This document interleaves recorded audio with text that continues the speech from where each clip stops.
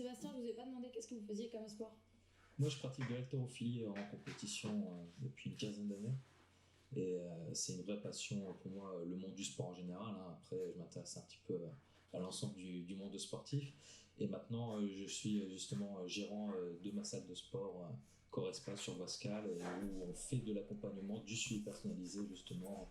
Alors, on a des sportifs de haut niveau, mais on a essentiellement le cœur de notre population reste quand même des personnes lambda qui justement ont des objectifs de base juste déjà de remise en forme.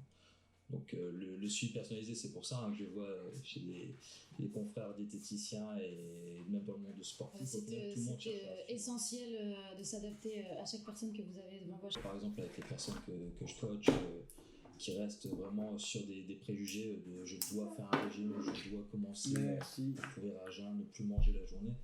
Voilà, dans un premier temps, c'est de pouvoir réussir à donner à ces personnes un cadre qui puisse suivre, que ce soit au niveau alimentaire ou au niveau sportif, une discipline, puisqu'ils commencent d'abord avec un aspect motivation, leur envie de changement, mais ensuite c'est quand même de créer une discipline et que ça ait du sens sur ce qu'ils font, que ce soit sur la bonne alimentation en se faisant plaisir, mais à un moment donné on sait que très très vite on va faire attention 1, 2, 3 journées, et la quatrième il va avoir l'excuse, déjà mis sa santé déjà très fort, etc., où on se lâche, et généralement ils ont beaucoup de mal à reprendre tout de suite une bonne alimentation derrière. C'est là où le suivi personnalisé est important, puisque là ça permet d'avoir le coach qui va être là pour aider et recadrer la personne, surtout sur le démarrage justement de la prise en main, où la personne n'est pas forcément très solide dans sa tête pour tenir ses engagements avec elle-même. Sébastien, collation, goûter, oui, non?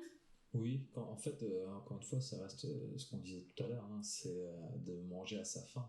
C'est pas forcément d'être glouton et de se laisser déborder lorsqu'on a des petites émotions négatives ou lorsqu'on s'ennuie, généralement. Mais c'est vrai que juste avant le sport, c'est important de refaire le plein d'énergie pour pouvoir être performant.